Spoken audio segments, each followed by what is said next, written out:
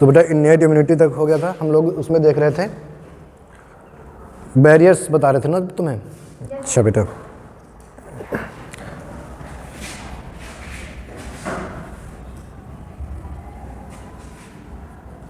Innate immunity में हमने तुम्हें बताया था बेटा physical barrier,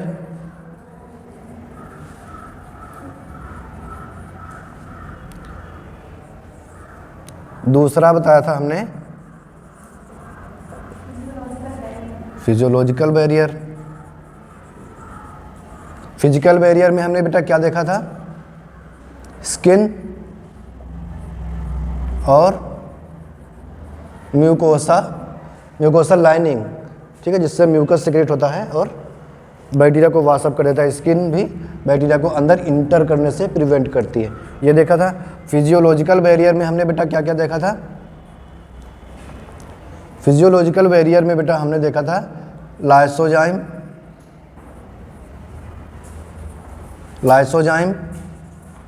acidic environment, acidic secretion और कुछ सिक्रीशंस, ठीक है, जैसे स्वेट, टीयर्स, सीबम, ये सब है ना बेटा। इसके बाद हमने देखा था बेटा इसी में फीवर। तो यहाँ से ये तो सब बेटा फर्स्ट लाइन ऑफ डिफेंस है, ठीक है। और जो फीवर है बेटा ये सेकेंड लाइन ऑफ डिफेंस है। देखो क्या है कि बेटा अभी स्किन और म्यूकोसा जो एक लाइनिंग है, ये बैक्टीरिया को या अदर पैथोजन को अंदर इंटर होने से प्रिवेंट कर रही है। लाइसोसोम भी माउथ कैविटी में हो चाहे बॉडी के बाहर स्वेट में, यहाँ से भी बैक्टीरिया को किल किया जा रहा है। अभी बॉडी टिश्यू में बैक्टीरिया इंटर नहीं कर पा रहा है। एसिडिक मीडियम चाहे वो HCl की वजह से हो या स्किन की केराटिन प्रोटीन की वजह से हो और या अदर सिक्रीशन से, ये सब बैक्टीरिया को अभी बॉडी टिश्यू में जाने से ही रोक रहे हैं। फीवर तब होगा जब बैक्टीरिया बॉडी टिश्यू के अंदर इंटर कर जाएगा, है ना बेटा। हमने बताया था कि जब ये कोई भी पैथोजन इंटर करेगा तो वो पैथोजन बॉडी के अंदर कुछ टॉक्सिक सब्सटेंस रिलीज़ करेगा, ठीक है, कुछ केमिकल्स रिलीज करेगा। उन केमिकल्स को हम बोलेंगे पायरोजन। उन पायरोजन के अगेंस्ट हाइपोथैलेमस में क्या होगा बेटा, प्रोस्टाग्लैंडिन्स इंक्रीज होंगे, ठीक है। और ये प्रोस्टाग्लैंडिन्स का लेवल जब बहुत ज़्यादा बढ़ जाएगा तब ये क्या होगा बेटा, हाइपोथैलेमस का थर्मल सेंटर स्केलेटल मसल्स को सिग्नल भेजेगा और मोर ATP का प्रोडक्शन होगा, मोर एनर्जी का प्रोडक्शन होगा और वो एनर्जी हीट के फॉर्म में बॉडी का टेम्परेचर इंक्रीज करेगी, जिसको हम बोलेंगे बेटा फीवर। कब होगा, जब बॉडी टेम्परेचर इंक्रीज होगा, है ना बेटा। और इसको रिड्यूस करने के लिए मेडिसिन हमने बताया था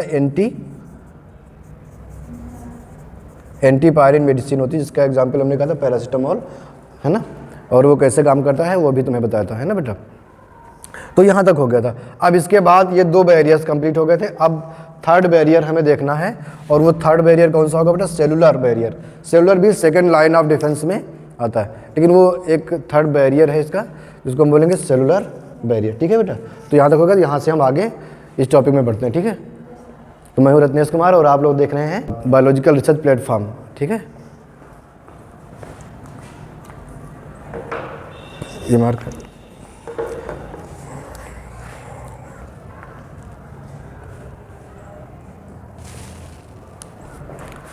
बेटा। तो फिर अब इसके आगे हम लोग इसको इरेज करें।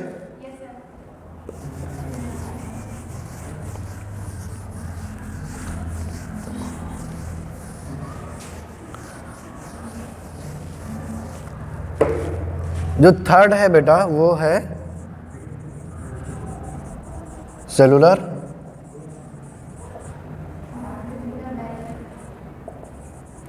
बैरियर। सेलुलर बैरियर में बेटा आता है क्या बेटा, कुछ नहीं सर, बातें कर रहे हो क्या? अच्छा सेलुलर बैरियर में बेटा फेगोसाइटिक सेल आएंगी, फेगोसाइटिक सेल जो कि फेगोसाइटोसिस करेंगी। किसका फेगोसाइटोसिस करेंगे बेटा? पैथोजन का। ठीक है। दूसरी सेल्स होंगी बेटा non phagocytic cell,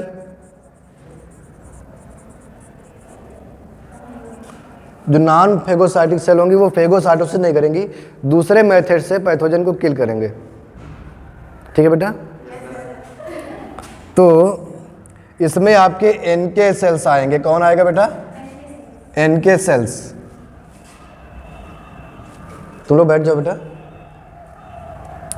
NK cells माने नेचुरल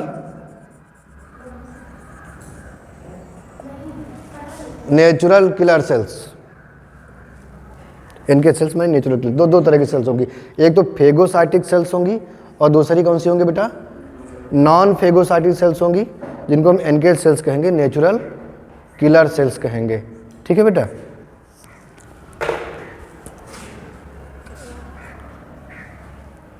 तो फिर अब इसमें हम देखते हैं सबसे पहले फेगोसाइटिक सेल्स।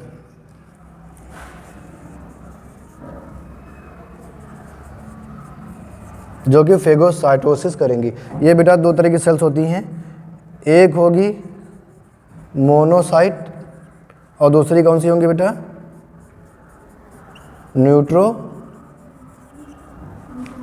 न्यूट्रोफिल्स। ठीक।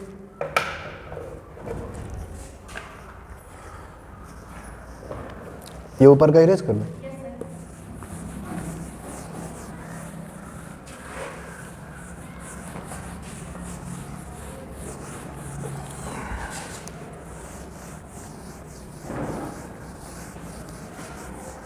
पूरा ही इरेज कर दे रहे हैं। ये तुम नोट तो कर ही लिया ना बेटा? तो पूरा हम इरेज कर देंगे।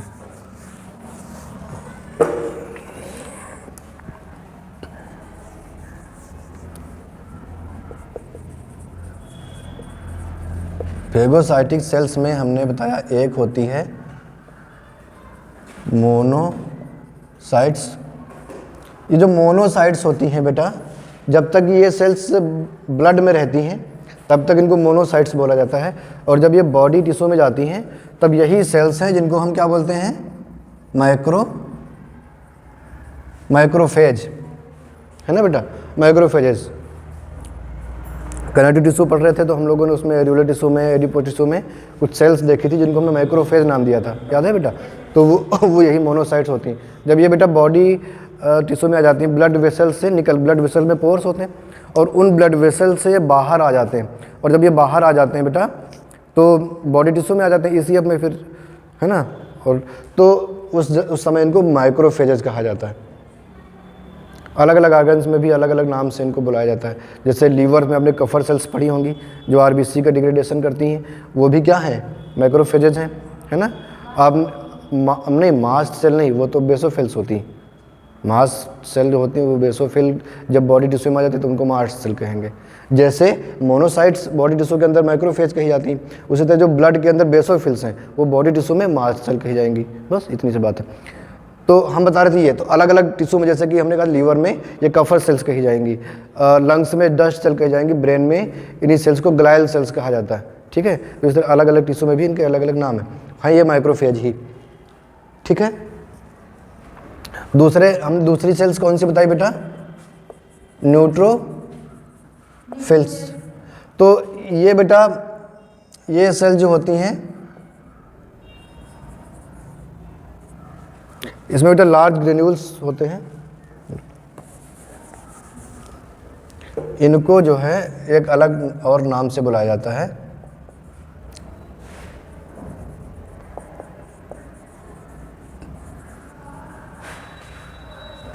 पॉलीमॉर्फिक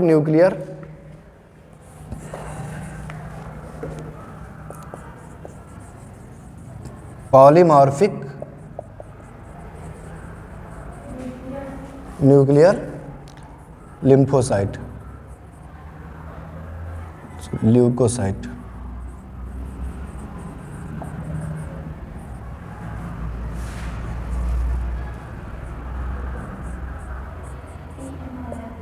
PMNL इनको बोला जाता है, ठीक है। इन दोनों सेल्स का काम होता है फेगोसाइटोसिस करना, ठीक है। न्यूट्रोफिल्स, अब ये देखो जो सेल्स होती हैं तो ये अमीबॉइड शेप की होती हैं, ठीक है। ये भी अमीबॉइड शेप की होती हैं दोनों, लेकिन इसमें क्या होता है, इसका न्यूक्लियस जो होता है ये पॉलीमॉर्फिक होता है, मल्टीलोब होता है ऐसे, ये न्यूट्रोफिल्स का, ठीक है। तो ये अब बेटा क्या होता है कि इनका मेन फंक्शन जो होता है वो होता है फेगोसाइटोसिस। जब भी कोई बैक्टीरिया इंटर करता है तो बेटा क्या होता है कि ये उसको फेगोसाइटोसिस करती है, इंडोसाइटोसिस के थ्रू उसको अपने अंदर क्या कर लेती हैं, खींच लेती हैं ना बेटा। देखो कैसे, ये मान लो कोई बैक्टीरिया है, ये सेल है, फेगोसाइटिक सेल है बेटा, और यहाँ पर ये क्या है, बैक्टीरिया है। और ये बैक्टीरिया जब बॉडी टिश्यू के अंदर होगा तो ये क्या करेंगी, इसकी तरफ बढ़ेंगी और अपनी स्यूडोपोडिया इंक्रीज करेंगी। अब ये स्यूडोपोडिया इनकी तरफ बढ़ती जाती हैं और उसको कवर कर, अब ये बैक्टीरिया ऐसे, ठीक है। अब ये स्यूडोपोडिया इनका ऐसे इस तरफ बढ़ेगा, दोनों तरफ से स्यूडोपोडिया ऐसे बढ़ेगा और फिर यहाँ पर एक ये दोनों आपस में मिल जाती हैं और मेम्ब्रेन डेवलप हो जाती है। अब इस तरह से ये बैक्टीरिया हो जाता है अंदर, ठीक है। देखो ये बैक्टीरिया इसके अंदर, यहाँ पर एक वैक्यूल डेवलप हो गई है, इस वैक्यूल को बोलेंगे फेगोसोम। क्या बोलेंगे, फेगोसोम। अच्छा, इसके अंदर बेटा लाइसोसोम प्रेजेंट होते हैं। क्या प्रेजेंट होंगे, लाइसोसोम प्रेजेंट होंगे। और ये लाइसोसोम जो होंगे बेटा, इसके अंदर एसिडिक हाइड्रोलेज होता है। क्या होता है, एसिडिक हाइड्रोलेज प्रेजेंट होते हैं इसके अंदर। अब ये जो लाइसोसोम है, नेक्स्ट डायग्राम में देखेंगे, ये लाइसोसोम है इसके अंदर, ये फेगोसोम है। अब ये लाइसोसोम क्या होगा बेटा, इस फेगोसोम के साथ अटैच, ये फेगोसोम है और इसके साथ ये लाइसोसोम अटैच हो गया है, ये बैक्टीरिया है और ये इधर अंदर एसिडिक हाइड्रोलेज है। अब ये जो एसिडिक हाइड्रोलेज हैं ये इस बैक्टीरिया को डिग्रेड कर देते हैं, इसकी प्लाज्मा मेम्ब्रेन, इसकी सेल वॉल, इसके बॉडी के जितने भी इसकी सेल्स के जो कॉन्स्टिट्यूएंट्स हैं वो सब डिग्रेड हो जाएंगे, क्योंकि लाइसोसोम इसमें एमाइलेज भी इसके अंदर होता है, प्रोटीएज भी होता है, लाइपेज भी होता है, सल्फेटेज और फास्फेटेज, न्यूक्लिएज, ये सब एंजाइम इसके अंदर भरे होते हैं। किसके अंदर बेटा, लाइसोसोम के अंदर, जिसकी हेल्प से इस बैक्टीरिया को कम्प्लीटली डिग्रेड कर दिया जाता है, तोड़ दिया जाता है। और जब इसको तोड़ दिया जाता है बेटा तो बाद में यहाँ पर क्या होता है, एक रेजिडुअल बॉडी बचती है जो बाद में एक्सोसाइटोसिस कर दिया जाता है जिसका, ठीक है बेटा। तो यहाँ पर क्या किया जा रहा है, इंडोसाइटोसिस, और जब इसको बाहर निकालना है तो इसको क्या बोलेंगे, एक्सोसाइटोसिस। यहाँ पर ये सेल इसको इंगल्फ कर रही है, क्या कर रही है बेटा, इंगल्फ कर रही है, तो इसको इंडोसाइटोसिस बोलेंगे। जब इसको बाहर फेंक रही है तो उसको हम एक्सोसाइटोसिस बोलेंगे। पूरी प्रोसेस को हम बोलते हैं फेगोसाइटोसिस।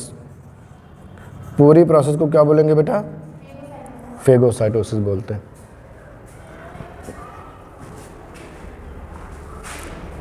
क्लियर है बेटा।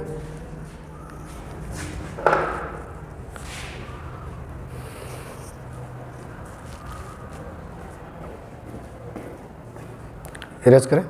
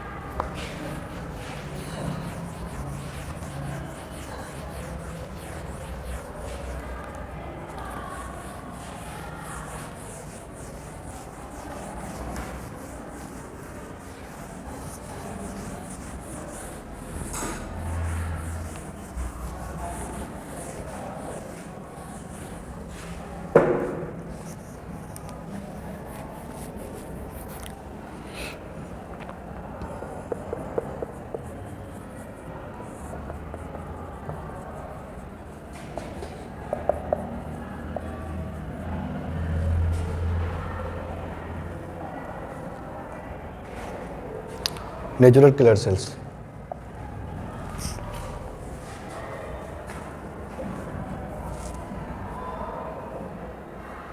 बेटा जो नेचुरल किलर सेल्स होती हैं इनके अंदर बेटा लार्ज ग्रेन्यूल्स पाए जाते हैं।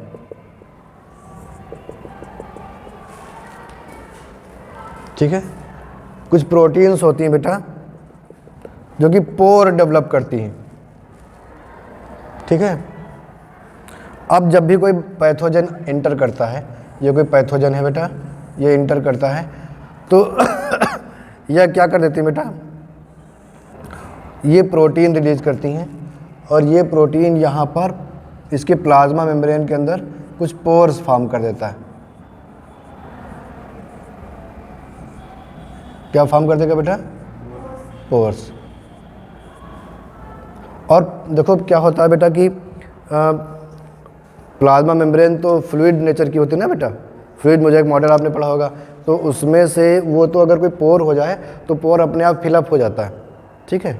तो यहाँ पर ये खास तरह की प्रोटीन होती है जो इन पोर्स को सराउंड करती है, इन पोर के यहाँ पे लगी होगी, ये पोर हैं तो ये पोर हैं तो इन पोर के यहाँ पर अंदर से इसको कवर करती है और इस पोर को भरने नहीं देती, ठीक है।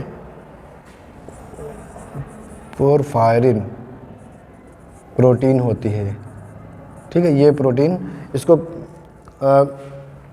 ये पोर फॉर्म करती है। अब जब पोर बन जाएंगे बेटा तो यहाँ से बेटा क्या होगा कि वाटर आ जाएगा अंदर,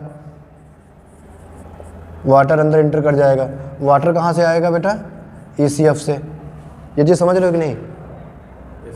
देखो कोई पैथोजन आया, ठीक है, ये NK सेल्स हैं, ये कुछ प्रोटीन रिलीज करती है जिसमें पोर, इसके प्लाज्मा मेम्ब्रेन के अंदर पोर फॉर्म करती है और वो पोर, ये प्रोटीन लगी हुई है इनके पोर के अंदर कि ये पोर भरने न पाए। अब जिस टिश्यू में है उस टिश्यू में ECF है, एक्स्ट्रा सेलुलर फ्लूइड, और इस ECF में वाटर है और वो वाटर अंदर आ जाएगा इसमें पोर्स में। अब जब ये अंदर आ जाएगा तो ये सेल क्या हो जाएगी? स्वेल अप हो जाएगी ना बेटा। जब स्वेल अप हो जाएगी तो ये सेल फिर क्या हो जाएगी? बर्स्ट हो जाएगी और इस तरह से ये डिस्ट्रॉय हो जाती है। तो ये NK सेल्स इस तरह से काम करती हैं, ठीक।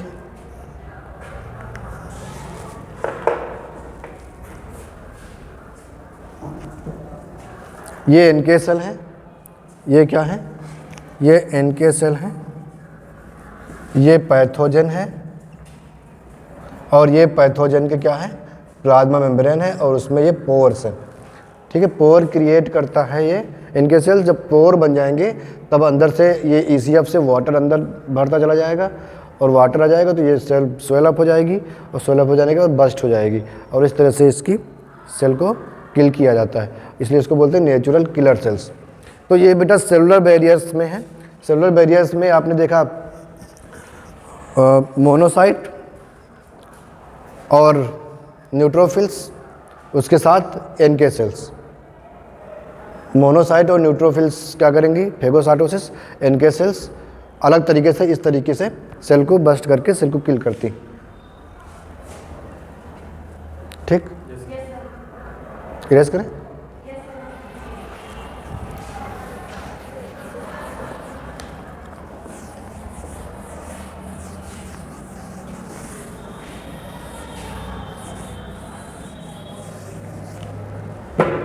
देखो ये सेल्स कैसे बनती हैं बेटा, ये कहाँ बनती हैं? ये सेल्स कहाँ बनेंगी? रेड बोन मैरो में ना बेटा, रेड बोन मैरो में बनेंगी। और जिस तरह देखो ये बोन है, ये बोन होती है, ये बोन है, तो ये बोन का हेड है बेटा, है ना, यहाँ पर। तो ये जो रीजन है यहाँ पर बेटा रेड बोन मैरो होता है और यहाँ पर क्या होता है बेटा? येलो बोन मैरो, ठीक है, जो फैट इसमें स्टोरेज होता है। ये जो रेड बोन मैरो है, ये वाला, इसमें क्या होता है बेटा? माइलॉइड टिश्यू भरा होता है ना बेटा। और बेटा क्या भरा होता है? लिम्फॉइड टिश्यू भरा होता है ना। माइलॉइड टिश्यू जो होता है बेटा, उससे फॉर्मेशन होता है RBC का। किसका फॉर्मेशन होता है बेटा? RBC। और मोनोसाइट्स,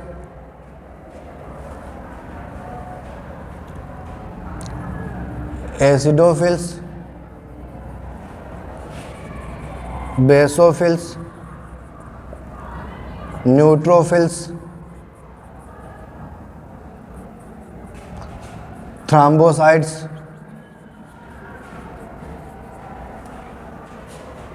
है ना। लिम्फोइड टिश्यू जो है बेटा, इससे बनेंगी लिम्फोसाइट। क्या बनेंगी बेटा? लिम्फोसाइट। बी लिम्फोसाइट बनेंगी,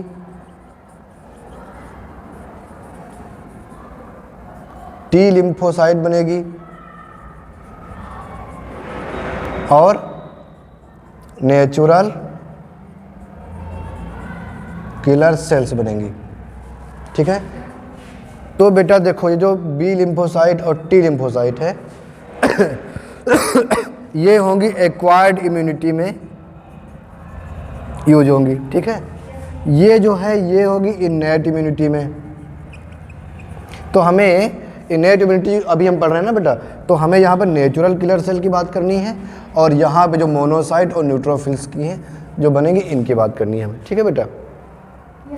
बाकी ये रेड बोन मैरो में ये सभी RBC, monocyte, acidophils, basophils, neutrophils, thrombocyte ये सब बनेंगी, और ये बेटा माइलॉइड टिश्यू से बनेंगी। ठीक, किससे बनेंगी? माइलॉइड टिश्यू से।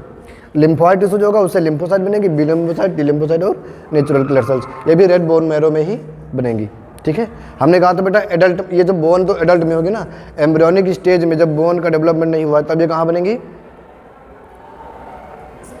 हाँ, और लीवर में भी बनती है, और उससे पहले यॉर्क सैक में बनती, जब एक्स्ट्रा एम्ब्रियोनिक लेयर बनेंगी, कोरियन, एमनियन, एलेंटॉयस और यॉर्क सैक, तो यॉर्क सैक में बनती। यॉर्क सैक में आरबीसी का फॉर्मेशन होता है ना बेटा, वहाँ पे सब बनती।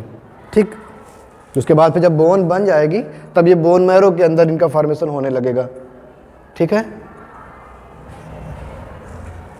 ठीक, इरेज करें।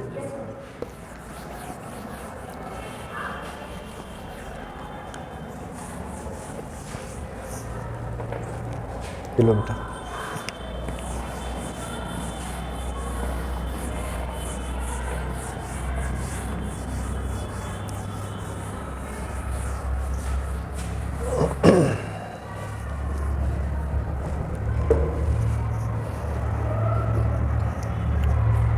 फिजिकल बैरियर ख़त्म हो गया, देख लिया हम लोगों ने। फिजियोलॉजिकल बैरियर भी हो गया, और ये सेलुलर बैरियर भी हो गया है। ठीक है। और अब इसके बाद जो फोर्थ बैरियर है बेटा, फोर्थ बैरियर है उसको हम बोलेंगे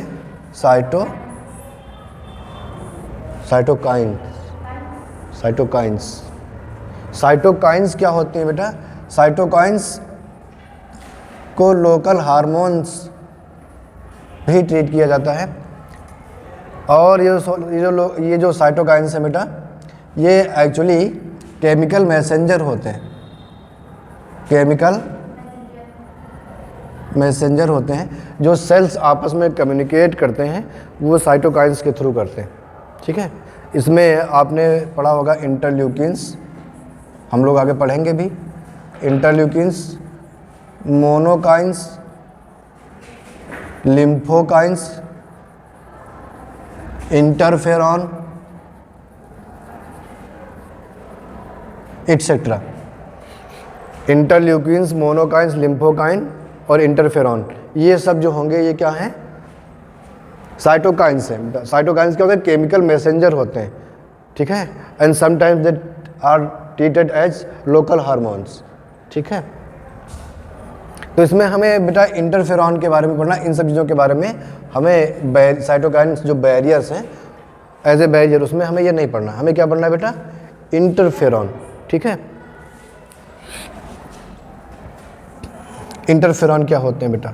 इंटरफेरॉन जो होते हैं ये भी बेटा प्रोटीन के बने हुए केमिकल्स होते हैं। केमिकल्स और प्रोटीन नेचर के, तो ये प्रोटीन्स होते हैं। Proteins released by interferons are proteins released by viral infected cells which prevent viral infection in other sales. क्या होता है बेटा कि ये मान लो कोई सेल, जरा ध्यान से देखना, ये मान लो कोई सेल है बेटा, ये इस सेल में वायरस का इन्फेक्शन हो गया, वायरस मल्टीप्लाई कर रहे हैं, वायरस एंट्री कर गया, ग्रो कर रहा है और मल्टीप्लाई कर रहा है, अगल बगल में और भी सेल्स हैं। तो बेटा ये बेटा जो नेबरिंग सेल्स हैं, इसकी सब नेबरिंग सेल्स हैं, तो जिसमें अब इसमें वायरस का इन्फेक्शन हो गया है तो इससे इंटरफेरॉन रिलीज होंगे और ये इंटरफेरॉन अगल बगल की सेल्स में जाएंगी जो नेबरिंग सेल्स हैं, नेबरिंग सेल्स हैं, उन सेल्स में जा कर के ये मैसेज देंगी कि वायरल का इन्फेक्शन हो गया है।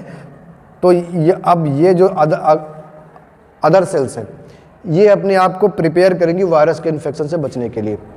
तो इंटरफेरॉन बेटा एक ऐसा केमिकल है जो प्रोटीन का बना होता है, जो वायरल इन्फेक्टेड सेल से रिलीज होता है और वो अदर सेल से वायरस के इन्फेक्शन से बचाता है।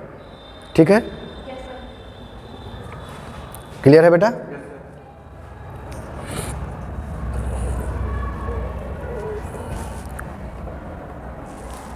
देखो ये मान लो बेटा कोई सेल है, ये क्या है बेटा? सेल है।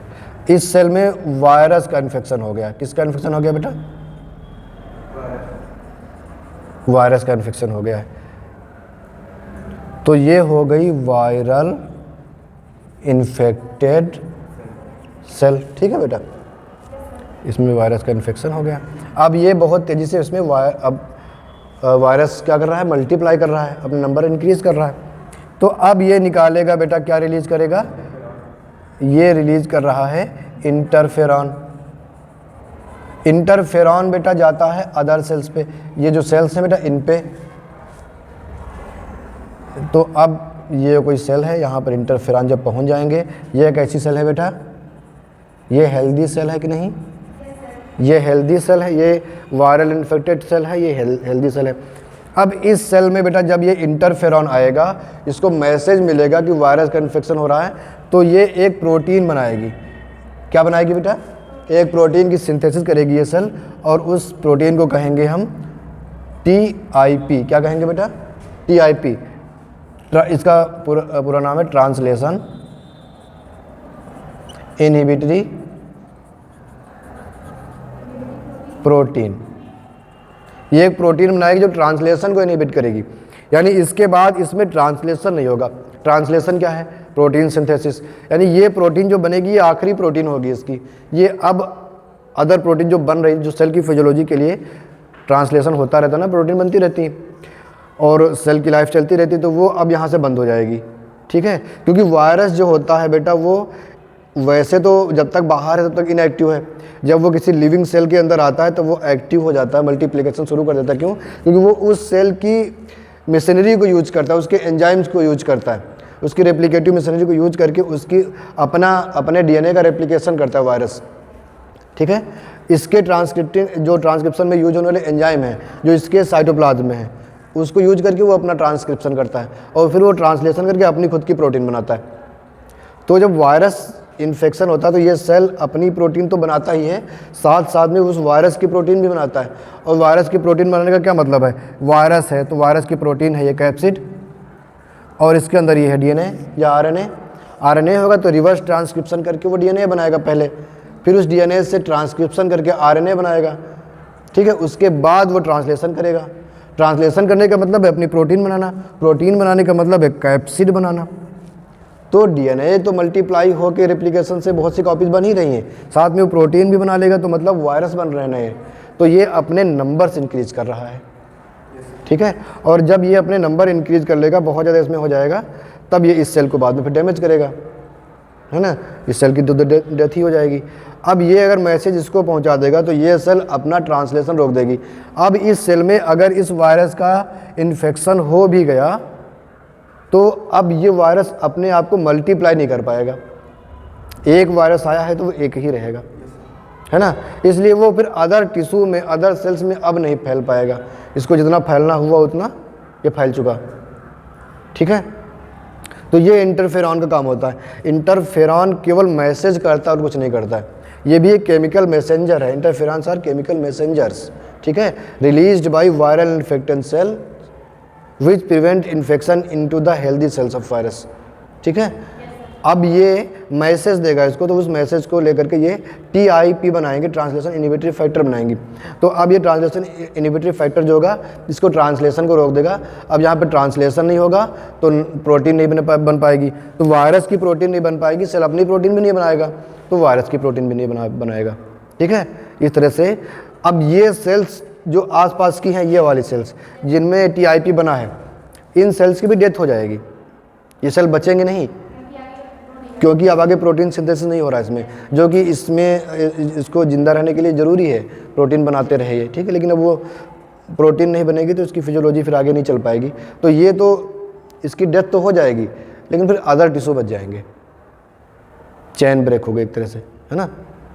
ये होता नहीं तो एक टिश्यू से फिर ये वायरस दूसरे टिश्यू में फैल जाता है और ये पूरी बॉडी को इन्फेक्ट कर देता है। तो ये इस आसपास के सेल एक तरह से सैक्रिफाई हो जाएगी और फिर अदर टिश्यू बॉडी के बच जाएंगे। ठीक है, ये होता है इंटरफेरॉन।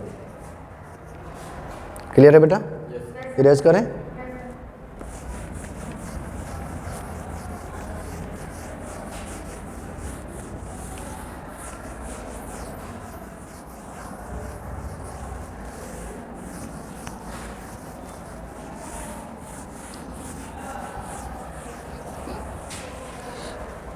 तो बेटा इंटरफेरॉन क्या होते हैं? इंटरफेरॉन को हम ये भी कह सकते हैं कि ये बेटा एंटीवायरल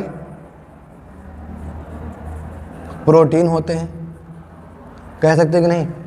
क्योंकि वायरस के अगेंस्ट बनते हैं और रिलीज होते हैं, है ना। जब भी किसी सेल में वायरस का इन्फेक्शन होता है तभी ये बन के रिलीज होते हैं। तो ये एंटीवायरल प्रोटीन है और साथ में ये भी याद रखना कि ये केमिकल मैसेंजर है।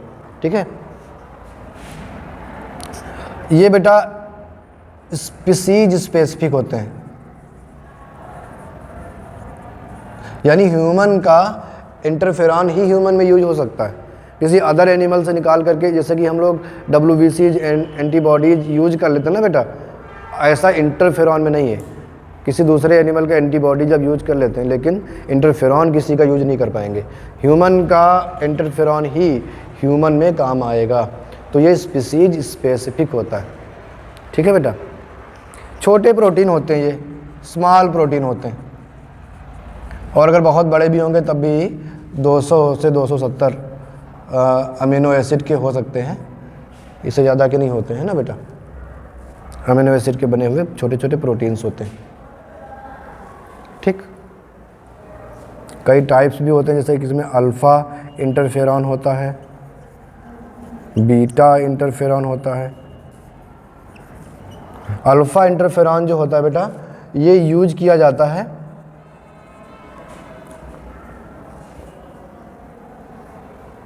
यूज्ड इन ट्रीटमेंट में। कपोजी सार्कोमा होता है, कैंसर होता है एक टाइप का, जिसको कपोजी सार्कोमा बोलते हैं। एड्स पेशेंट में ज़्यादातर देखा गया है। कोई एड्स पेशेंट है, उसको एक टाइप का कैंसर है, खास टाइप का सार्कोमा, जिसको कपोजी सार्कोमा बोलते हैं, वो हो जाता है। उसमें उसके लिए यूज़फुल होता है ये इंटरफेरॉन, अल्फ़ा इंटरफेरॉन। ठीक है, used in Kaposi sarcoma in AIDS patients, in AIDS patients. ठीक है बेटा, उनको दिया जाता है ये, इसको रिड्यूस करने के लिए, used in to reduce Kaposi sarcoma. ये बेटा कपोजी सार्कोमा को रिड्यूस करता है, कम करता है। ठीक है, किसमें? एड्स पेशेंट में। अगर एड्स पेशेंट नहीं है तब भी उसको इंटरफेरॉन दे सकते हैं, लेकिन ये होता ज़्यादातर एड्स पेशेंट में ही है। अगर ऐसे भी किसी को कपोजी सार्कोमा हो रहा है तब भी ये इंटरफेरॉन अल्फ़ा उसमें काम आएगा। ठीक है बेटा, ठीक। और जो बीटा इंटरफेरॉन है, ये बेटा मल्टीपल स्क्लेरोसिस में काम आता है। मल्टीपल स्क्लेरोसिस डिजीज होती है ना बेटा, ऑटोइम्यून डिजीज, हम लोग पढ़ेंगे लास्ट में इसमें, इसी टॉपिक में। ठीक है, उसमें ये बीटा इंटरफेरॉन यूज होता है, लिख लो बेटा। मल्टीपल स्क्लेरोसिस जो एक डिजीज होती है, उसमें बीटा इंटरफेरॉन यूज होता है।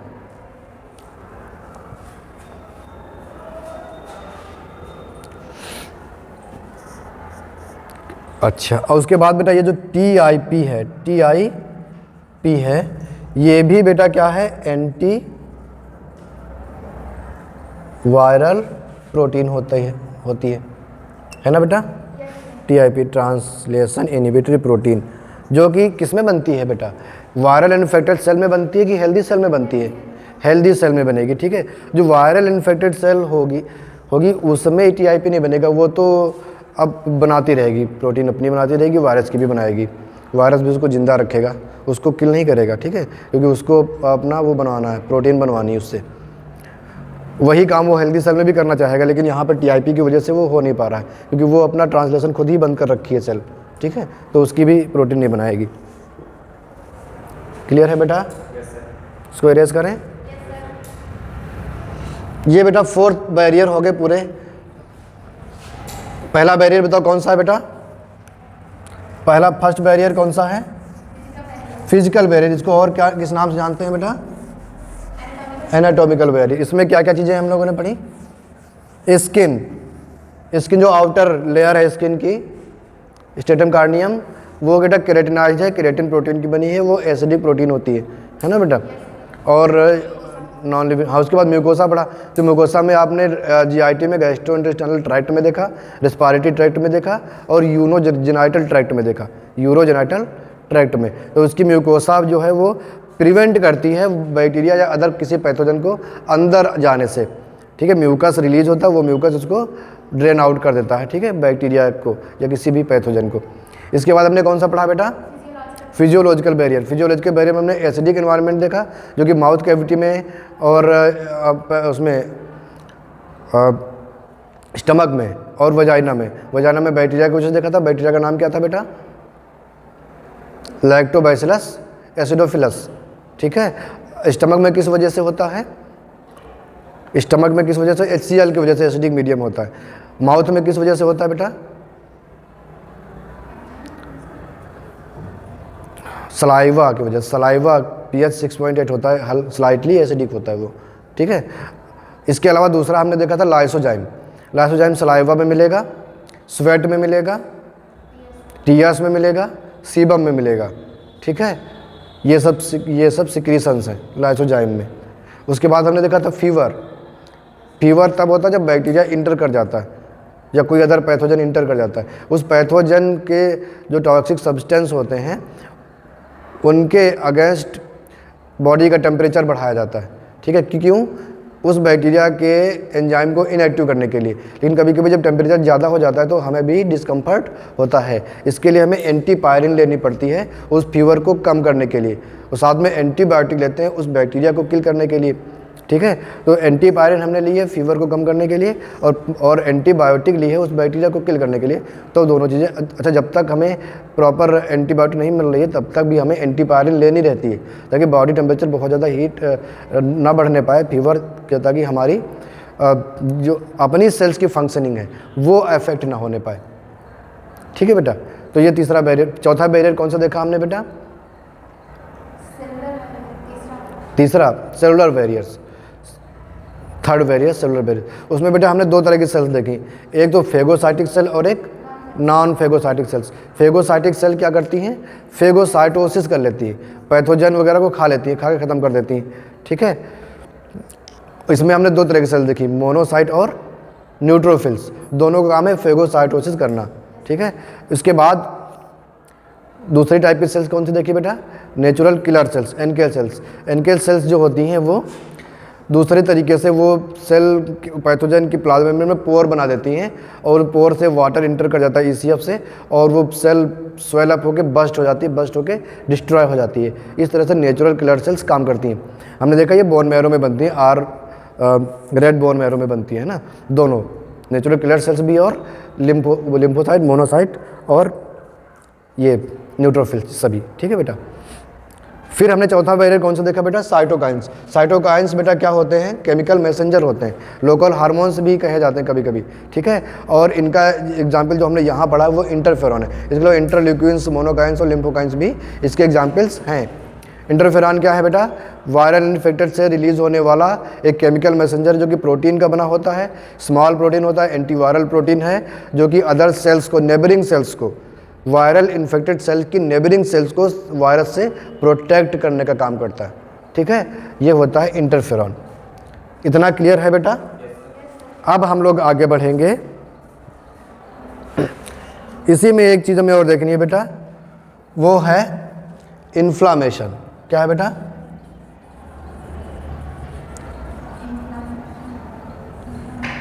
इन्फ्लामेशन क्या है बेटा? किसी भी आर्गन में, टिश्यू में जब स्वेलिंग के साथ रेडनेस हो और पेन हो, ये तीन चीज़ें एक साथ हो, तो उसको बोलते हैं इन्फ्लामेशन। इन्फ्लामेशन बेटा बाहर भी होता है, इन्फ्लामेशन अंदर भी होता है। इसकी जो हम सफिक्स इसमें अक्सर यूज करते हैं बेटा, आइटिस यूज किया जाता है। जैसे मेनिंजाइटिस, अगर ब्रेन के मेम्ब्रेन में स्वेलिंग है यानी इन्फ्लामेशन हुआ है, उसको मेनिंजाइटिस बोलेंगे। लीवर की सेल्स में इन्फ्लामेशन हुआ है, हेपेटाइटिस बोलेंगे।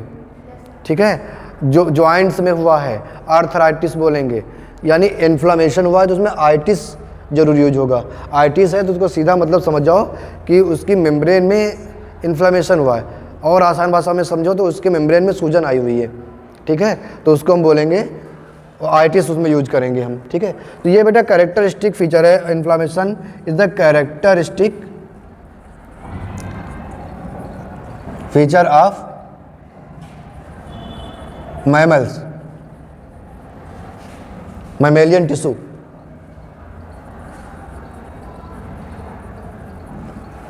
ठीक है, तो इसमें बेटा होता क्या है,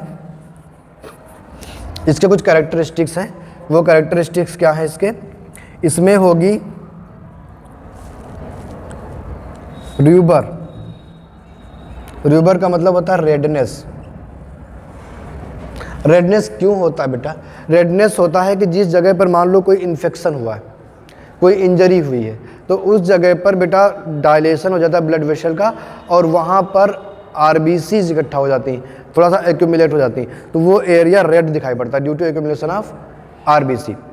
इन्फ्लामेशन हमेशा कब होता है? ये होता है अगेंस्ट, ये अगेंस्ट होगा किसके बेटा? इसी में ऐड कर लो, अगेंस्ट एनी इन्फेक्शन और इंजरी। कोई इंजरी होगी तब भी इन्फ्लामेशन होगा, कोई इन्फेक्शन होता है तब भी इन्फ्लामेशन हो जाता है। अभी बेटा कभी तुम गिर जाओ, चोट लग जाए, रगड़ लग जाए, तो अगर कभी साइकिल चलाते समय कहीं पर, तो वो एरिया आपका जहाँ पे चोट लगी है वो उसमें रेडनेस आ जाती है, वो एरिया में स्वेलिंग आ जाती है और वहाँ पर पेन होती। ये तीनों कैरेक्टरिस्टिक फीचर हैं इन्फ्लामेशन के। किसी जगह पर रेडनेस हो जाए, स्वेलिंग आ जाए, पेन हो, और वो एरिया हल्का सा हॉट हो जाता है, गर्म हो जाता है वो एरिया पर्टिकुलर, तो इसको हम बोलते हैं बेटा इन्फ्लामेशन। ठीक है बेटा,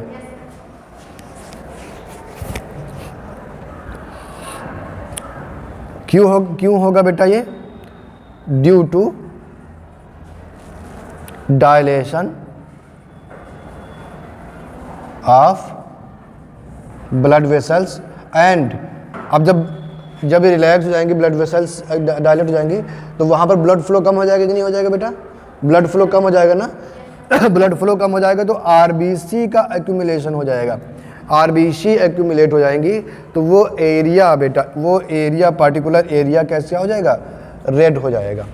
ठीक है बेटा, वो एरिया रेड हो जाता है। अच्छा, टेम्परेचर भी इंक्रीज होता है उस एरिया का, तो वो टेम्परेचर देखो हमने कहा था फीवर में भी टेम्परेचर इंक्रीज होगा, तो फीवर में पूरी बॉडी का टेम्परेचर यूनिफॉर्मली इंक्रीज होता है, पूरी बॉडी का, है ना। यहाँ पे क्या होगा? उस पार्टिकुलर एरिया में जहाँ पे चोट लगी है, उस पार्टिकुलर एरिया में जहाँ पर इंजरी हुई है, उस पार्टिकुलर एरिया में जहाँ पे इन्फेक्शन हुआ है, वहाँ पर रेडनेस होगी, वहीं पर स्वेलिंग होगी और वहीं पर पेन होगा।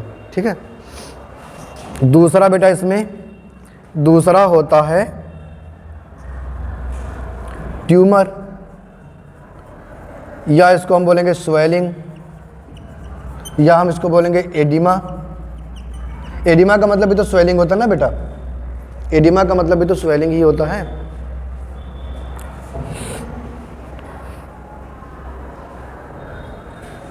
तो ये इसका स्वेलिंग भी इसका कैरेक्टरिस्टिक फीचर है। ठीक बेटा, अब देखो स्वेलिंग क्यों होता है? स्वेलिंग का रीज़न भी यही है, अब जब ब्लड वेसल्स डायलेट होंगी वहाँ की, तो उस जगह पर ब्लड का फ्लो रुकेगा। ठीक है, और एक चीज़ होगी साथ में, साथ में और क्या होगा, ये मान लो बेटा, ये मान लो ये ब्लड वेसल है, ठीक है। तो ब्लड वेसल में छोटे छोटे पोर्स हैं, क्या है बेटा,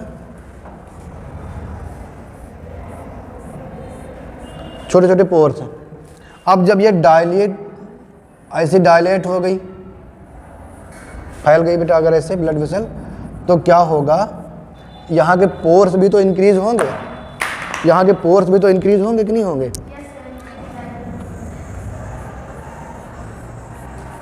ऐसे पोर इंक्रीज हो जाएंगे। जब पोर इंक्रीज हो जाएंगे बेटा, तो यहाँ के बेटा क्या होगा कि ये जो कुछ WBCs होंगी, कुछ माइक्रोफेजेस होंगी, ये इनका शेप तो ऐसे चेंज हो सकता है, ये बाहर निकल आएंगे ECF में। कहाँ निकल आएंगे बेटा, बाहर। जब ये सेल्स बेटा बाहर आ जाती हैं और यहाँ पर बेटा ECF का अमाउंट बढ़ जाता है, ECF का अमाउंट जब बढ़ जाएगा तो उस जो टिश्यू है पूरा, उस टिश्यू में क्या हो जाएगी, स्वेलिंग हो जाएगी, और इस स्वेलिंग की वजह से ही पेन होती है।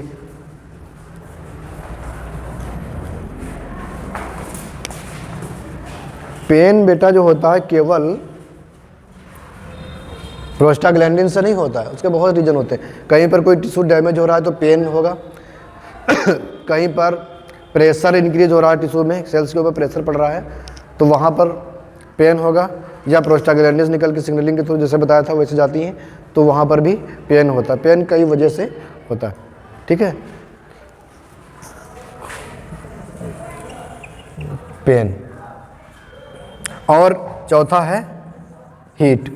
उस एरिया में जहाँ पर इन्फ्लामेशन हुआ है वहाँ पर टेम्परेचर भी इंक्रीज हो जाता है वहाँ का, ठीक बेटा।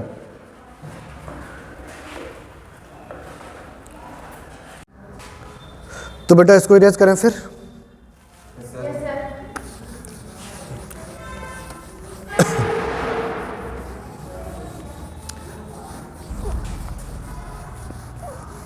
ये बेटा इनेट इम्यूनिटी हमने अभी तक मोटा मोटा देखा है। इसके बाद हम लोग अब देखेंगे एक्वायर्ड इम्यूनिटी।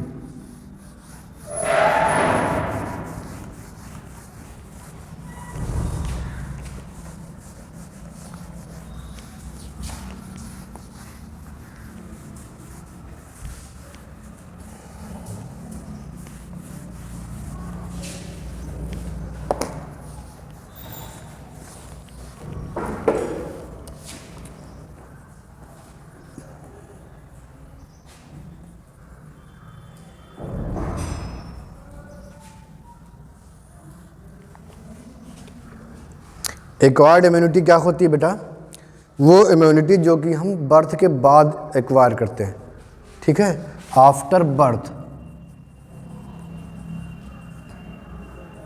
आफ्टर बर्थ ये डेवलप होती है, बनती नहीं है। बनती पहले से होती है ना, बर्थ के टाइम से होती है, लेकिन इसमें जो एडाप्टेशंस होते हैं वो बाद में होते हैं, ठीक है। तो ये आफ्टर बर्थ होती है, ये एडॉप्टेड होती है, एडॉप्टेशंस होता रहता है। और इसमें बेटा क्या होता है, इसमें ये स्पेसिफिक होती है। किससे स्पेसिफिक होगी बेटा, पैथोजन के लिए। जैसे इनेट इम्यूनिटी हमने देखा था सबके लिए काम करती है, एक जैसे एक यूनिट की तरह, लेकिन इसमें क्या होगा कि इसमें पैथोजन के लिए वो स्पेसिफिक होगा। अलग अलग एंटीजन के लिए अलग अलग तरह के एंटीबॉडीज़ बनेंगे और वो उनको बॉडी से रिमूव करेंगे, डिस्ट्रॉय करेंगे, ठीक है।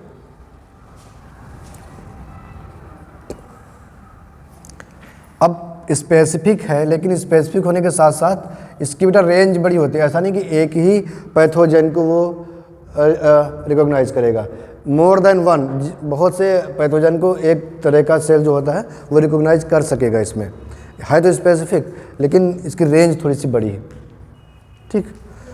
अब ये जो बेटा एक्वायर्ड इम्यूनिटी है ये दो तरह की होती है। एक होती है एक्टिव एक्वायर्ड इम्यूनिटी,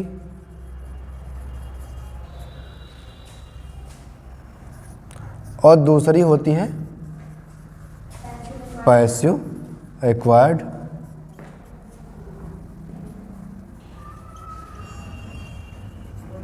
इम्यूनिटी, ठीक है बेटा।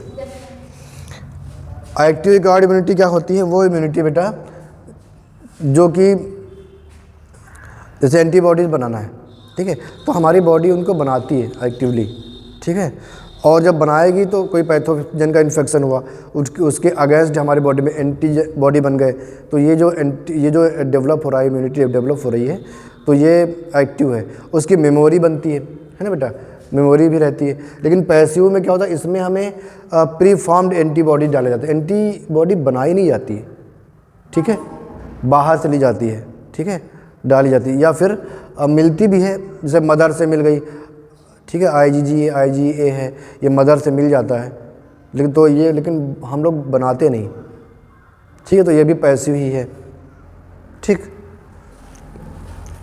एक्टिव एक्वायर्ड इम्यूनिटी हम लोग पहले देखते हैं क्या होती है।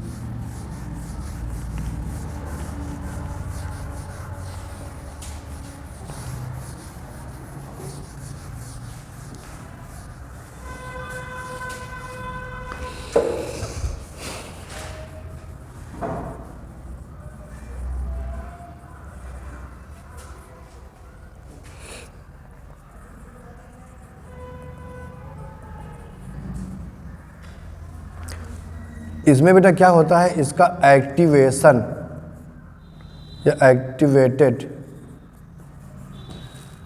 इन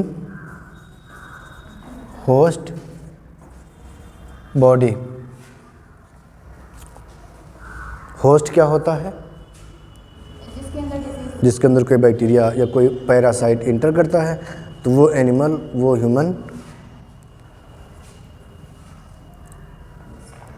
होस्ट बॉडी होती है, वो है ना, उसके अंदर इसका एक्टिवेशन होता है, ठीक है। और एंटीबॉडी जो बनेंगे बेटा इसमें, वो एंटीबॉडी इसमें फॉर्मेशन होगा एक्टिवली, ठीक है। एंटीबॉडी फॉर्म होंगे तो बेटा उसकी मेमोरी भी रहेगी, ठीक है। तो इम्यूनोलॉजिकल मेमोरी जो होती है बेटा, इम्यूनोलॉजिकल मेमोरी जो होती है प्रेजेंट होती है, या ऐसे प्लस कर लो या ऐसे दिखा लो, प्रेजेंट या लिख लो प्रेजेंट। इम्यूनोलॉजिकल मेमोरी क्या होती है बेटा? प्रेजेंट होती है। क्यों? क्योंकि जब ये किसी पैथोजन के साथ फाइट करती है सेल, ठीक है, तो अब वो पैथोजन तो चला गया, ठीक, किसी भी चीज़ का इन्फेक्शन हुआ तो वो पैथोजन रिमूव हो गया, लेकिन उसकी मेमोरी रहेगी, उसका स्ट्रक्चर एंटीजन वो याद रह गया है। अब ये सेल जब भी डिवाइड होगी तब ये मेमोरी भी उसमें ट्रांसफ़र रहेगी, ये हमेशा रहेगी। दोबारा जब कभी उसी सेम पैथोजन का इन्फेक्शन होगा तो ये चांस ज़्यादा है कि उसको जल्दी इस बार डिस्ट्रॉय किया जाएगा, ठीक है। ये ज़रूरी नहीं कि वो दोबारा वो इन्फेक्शन होगा ही नहीं, लेकिन हाँ उसके चांस कम है दोबारा उसके होने के, और अगर वो हो रहा है तो उसको रिमूव जल्दी किया जा सकता है, उस पैथोजन को डिस्ट्रॉय जल्दी किया जा सकता है, क्योंकि उसकी मेमोरी है। पहले तो हमें बनाना पड़ा था एंटीबॉडी, अब उसमें मेमोरी पहले से वो जल्दी बन जाएगा और वो एक्शन तेज होगा थोड़ा सा, है ना बेटा। तो अच्छा बेटा, इसमें क्या होता है, इम्यूनोलॉजिकल मेमोरी प्रेजेंट होती है। इसका रिस्पॉन्स बेटा कैसे होता है? इसका रिस्पॉन्स फास्ट होगा कि टाइम टेकिंग होगा? टाइम टेकिंग होगा, क्योंकि इसको बनाना है, फास्ट नहीं होगा। दोबारा में तो जल्दी, लेकिन पहली बार तो बना रहा है ना ये एंटीबॉडी, तो टाइम टेकिंग होगा, टाइम टेकिंग होगा, ठीक है। लेकिन बेटा लास्ट कितना करेगा? शॉर्ट लास्टिंग होगा कि लॉन्ग लास्टिंग होगा? इसका असर ज़्यादा रहेगा लॉन्ग लास्टिंग, क्योंकि मेमोरी सेल्स भी बन रही वो रहेंगी। Time taking but long lasting,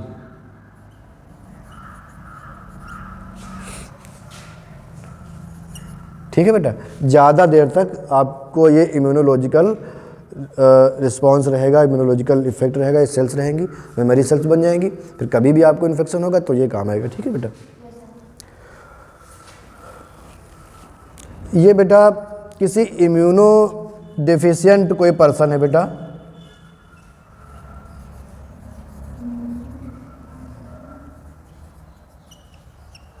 उसमें ये काम नहीं करेगा, उसमें लेस इफेक्टिव है। इम्यूनोडेफिशिएंट समझ रहे हो बेटा? जिसमें इम्यून सिस्टम जिसका वीक है, क्योंकि बनाना है ना बेटा, अगर स्ट्रांग होगा तभी बना। जैसे एड्स पेशेंट हैं, एड्स जिनकी डिफिशियंसी सिंड्रोम है, जिनमें एक्वायर्ड इम्यूनो डिफिशियंसी सिंड्रोम, जिनमें इम्यूनिटी में ही डिफिशियंसी है, तो उनमें ये असरदार नहीं होगा, ठीक है, इम्यूनो डिफिशियंट पर्सन में। ठीक बेटा, दो तरह की हैं ये। एक्टिव इम्यूनिटी बेटा दो तरह की होती है। टाइप्स अगर हम देखना चाहें इसके, तो टाइप्स क्या हो सकते हैं बेटा, टाइप्स इधर देख लेते हैं। कौन सा? एक तो होगा बेटा नेचुरल, एक कौन सा होगा, यहाँ पे दिखाई पड़ रहा है बेटा, नेचुरल, और दूसरा होता है आर्टिफिशियल। ठीक है बेटा, तो बेटा नेचुरल कौन सा होगा, नेचुरल कौन सा होगा, इन्फेक्शन किसी को हो जाए तो बेटा वो नेचुरली बनेगा ना, है ना। दूसरा आर्टिफिशियल क्या होता है, हम किसी का एंटीजन इनएक्टिव करके जानबूझ के डाल दें। पैथोजन नहीं आया है, पैथोजन का एंटीजन आया है, यानी कि वैक्सीनेशन। वैक्सीन में बेटा हम यही तो करते हैं, वैक्सीनेशन भी एक्टिव इम्यूनिटी है। वैक्सीनेशन में जो हम वैक्सीन देते हैं वो नहीं फाइट करती पैथोजन से, बल्कि उस वैक्सीन के अगेंस्ट एंटीबॉडी बनते हैं। वो वैक्सीन एक चेहरा है पैथोजन का, वो एक एंटीजन है। हालांकि वो एंटीजन इनएक्टिव है, वो एंटीजन हमें हार्म नहीं कर पाएगा, वो डैमेज नहीं कर पाएगा, बट वो एक चेहरा लेके आएगा जिसके अगेंस्ट हमारा इम्यून सिस्टम एक्टिव होकर के एंटीबॉडीज़ फॉर्म करेगा, वो एंटीबॉडीज़ काम आएंगी। तो वो ये आर्टिफिशियल है और ये क्या है, नेचुरल है। नेचुरल कोई रियल में कोई इन्फेक्शन हो गया तो वो नेचुरल है, फिर नेचुरली बनेंगे, है ना बेटा। इनएक्टिव ही देख लेते हैं बेटा, ये लगे हाथ, ये कौन सा एक्वायर्ड इम्यूनिटी थी बेटा, ये एक्टिव थी ना बेटा। अब हम देखेंगे कौन सी, पैसिव एक्वायर्ड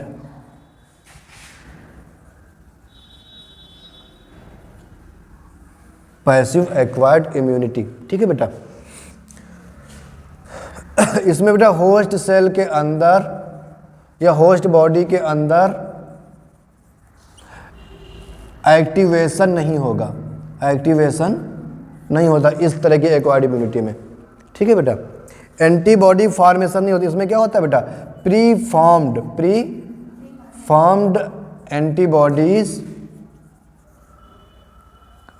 प्लूरल में लिखे हैं बेटा इसको, एंटीबॉडीज कम्स फ्रॉम आउटसाइड।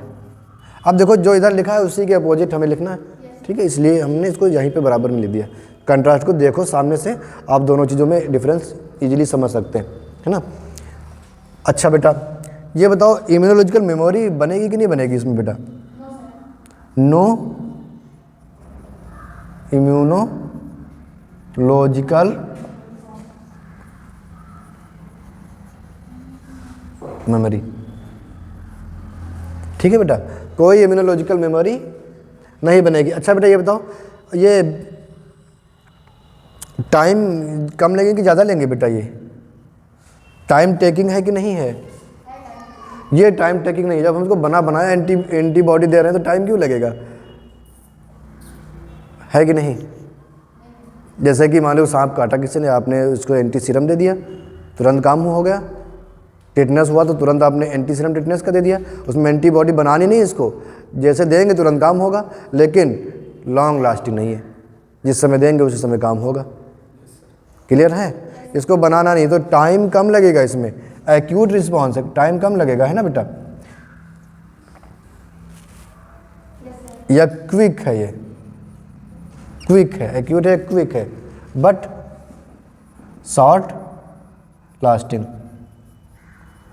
कम देर तक रहेगा असर। जितनी देर आपने दिया है उसी चीज़ के लिए आपने टिटनेस हुआ, टिटनेस के लिए दे दिया, काम हो गया, उसके अलावा नहीं है।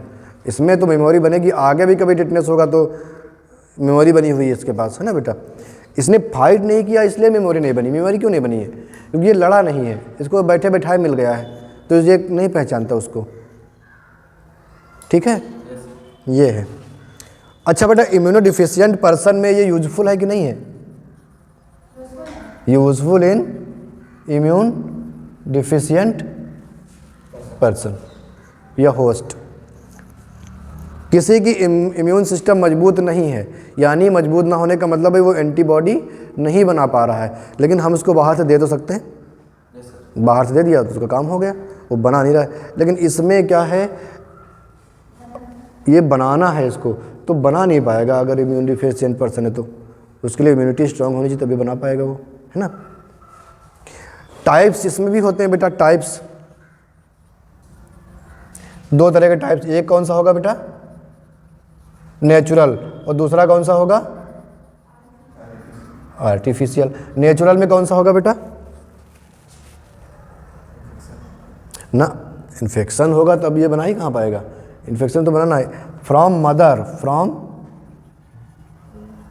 बेटा मदर से आ जाती हैं कुछ एंटीबॉडी, जैसे कौन सी आ जाती हैं, एक आती है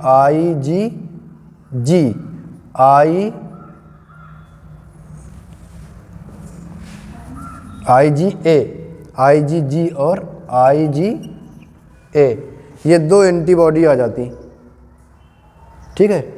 ये कहाँ से आएगी बेटा, फ्रॉम प्लेसेंटा। ये कहाँ से आएगी बेटा, फ्रॉम कोलेस्ट्रम। कहाँ से, कोलेस्ट्रम। प्लेसेंटा तो जानते ही होगा बेटा, feto placental unit, connection between foetus and mother, जहाँ से बच्चे को न्यूट्रिशन मिलेगा फीटस को। एक्सक्रीटरी प्रोडक्ट फीटस से मदर की तरफ आके बाहर निकाले जाएंगे। गैसियस एक्सचेंज भी प्लेसेंटा के थ्रू होगा, ऑक्सीजन जाएगी, CO2 आएगी, होता ना बेटा। तो ये सब प्लेसेंटा के थ्रू होगा। तो उसी प्लेसेंटा के थ्रू बेटा ये IgG जो मदर के ब्लड में है वो आ जाते हैं बच्चे में, तो पैसिवली मिल रहे हैं, कुछ करना नहीं पड़ रहा ना बेटा, और नेचुरल है, मदर से आ रहे हैं। क्लियर है। दूसरा IgA इम्यूनोग्लोबुलिन A, ठीक है। ये भी बेटा कहाँ से आ जाता है, मदर से। किसके थ्रू आएगा, कोलेस्ट्रम के थ्रू। किसके थ्रू आएगा बेटा, यहाँ पे लिख लो, और यहाँ पे बेटा कंफ्यूज नहीं होना है कि उल्टा कर दो, इसको कर दो कोलेस्ट्रम और इसको कर दो प्लेसेंटा। ये किससे आएगा बेटा, कोलेस्ट्रम से, और ये किससे आएगा, प्लेसेंटा से, ठीक है बेटा।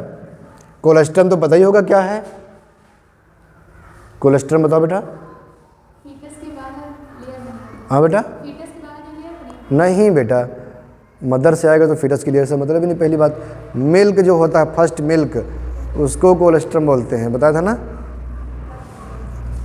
याद आया कि नहीं। आर्टिफिशियल बताओ बेटा, आर्टिफिशियल तो पता ही होगा तुम्हें, है ना, कौन सा होगा, जो सीरम होता है बेटा, एंटीबॉडीज बनी बनाई दी जाती हैं, वही आर्टिफिशियली डाल दी जाती हैं, आर्टिफिशियल हो गया, है ना। और ये जो है नेचुरल IG और IA है, ये प्लेसेंटा से आएगी, मदर से, प्लेसेंटा के थ्रू। ये मिल्क जो फर्स्ट मिल्क होता है, येलो कलर का होगा, उसमें न्यूट्रिएंट ज़्यादा होते हैं, फैट ज़्यादा होता है, और ये IgA होता है, एंटीबॉडीज़ होते हैं ना बेटा। तो वो मदर, इसीलिए कहते हैं बच्चे को कोलेस्ट्रम फर्स्ट मिल्क होता है जो, वो ज़रूर देना चाहिए, फर्स्ट 1 वीक, 1 हफ्ते का, पहले हफ्ते का, ठीक है। ऑलमोस्ट ये जो मिल्क होता है बहुत इंपॉर्टेंट, बहुत हेल्दी होता है बच्चे के लिए, उसको कोलेस्ट्रम बोलते हैं, उसी में ये मिलता है IgA, ठीक है। तो ये बेटा अभी हमने शुरू कर दिया है एक्वायर्ड इम्यूनिटी। नेक्स्ट लेक्चर में हम एक्वायर्ड इम्यूनिटी में डीप में जाएंगे, ठीक है। तो ये तुम्हें थोड़ा सा ठीक से पढ़ना है, चीज़ें समझने जैसी हैं इसमें, है ना बेटा, वो हम ठीक समझेंगे। और ये डिफरेंस है, डिफरेंस आप याद रखेंगे। नेक्स्ट लेक्चर में आएंगे तो हम आपसे डिफरेंस पूछेंगे पहले, ठीक है।